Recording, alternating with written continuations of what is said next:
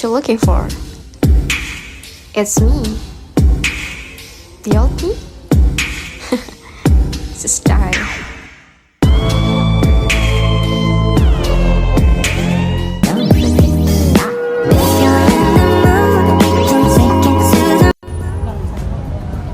Assalamualaikum warahmatullahi wabarakatuh. Perkenalkan, kami dari kelompok 6 yang beranggotakan saya Revida Murni, saya Haldia Gika. saya Niputri Sariwaluhu. Di sini kami akan membuat video pembelajaran tentang demokrasi Indonesia. Dah. Arigato. Demokrasi Indonesia. Kalian tahu nggak apa itu demokrasi Indonesia?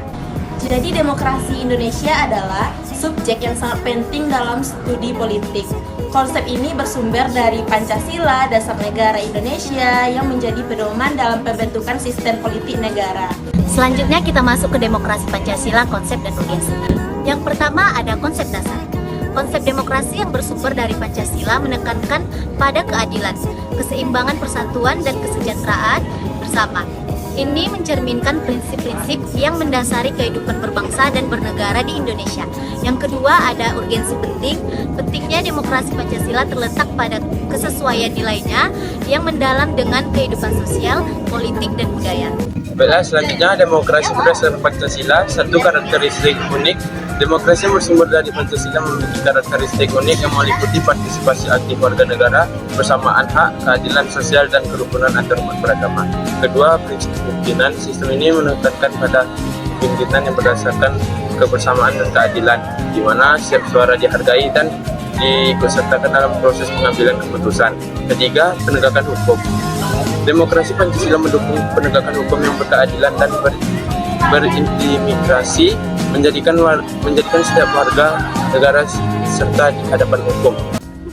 Selanjutnya kita masuk ke dinamika dan tantangan. Yang pertama itu kompleksitas politik. Kompleksitas politik dalam mengimplementasikan demokrasi Pancasila memerlukan keterlibatan semua pihak untuk memastikan keberlangsungan sistem politik yang adil dan inklusif. Kedua itu aktivisme sosial. Tantangan bersumber dari aktivisme sosial yang terus berkembang, mempengaruhi kestabilan politik dan arah kebijakan negara. Yang ketiga, pola pikir kolonial. Pengaruh pola pikir kolonial terkadang masih mempengaruhi dinamika demokrasi Pancasila, menuntut pemahaman mendalam untuk mengatasi prasangka dan hambatan struktural. Selanjutnya studi historis, sosiologis, dan politik.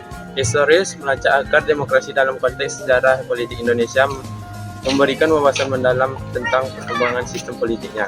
Kedua, sosiologis. Perspektif sosiologis membantu memahami peran masyarakat dalam menciptakan, mengimplementasikan, dan menjaga demokrasi Indonesia. Ketiga, politik. Aspek politik memperdalam pemahaman tentang dinamika partai politik, pemilu, dan peran negara dalam mewujudkan demokrasi yang bersumber dari Pancasila. Selanjutnya kita masuk ke esensinya dan urgensi demokrasi Pancasila. Yang pertama ada keragaman kultural. Esensi demokrasi Pancasila tercermin dalam keragaman kultural dan agama, membangun landasan inklusivitas dan keadilan. Yang kedua ada kemandirian politik. Demokrasi Pancasila mencerminkan kemandirian politik, menghargai nilai kebangsaan dan pemberdayaan setiap lapisan masyarakat.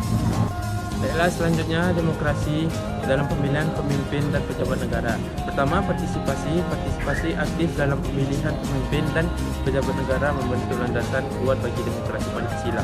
Kedua, pemilihan. Proses pemilihan pemimpin yang adil dan transparan memastikan terciptanya representasi yang akurat dalam kepemimpinan negara. Ketiga, pemerintahan yang adil berdasarkan demokrasi Pancasila memberikan kesempatan setara bagi setiap warga negara. Ya, sekian video pembelajaran dari kami, semoga bermanfaat. Terima kasih.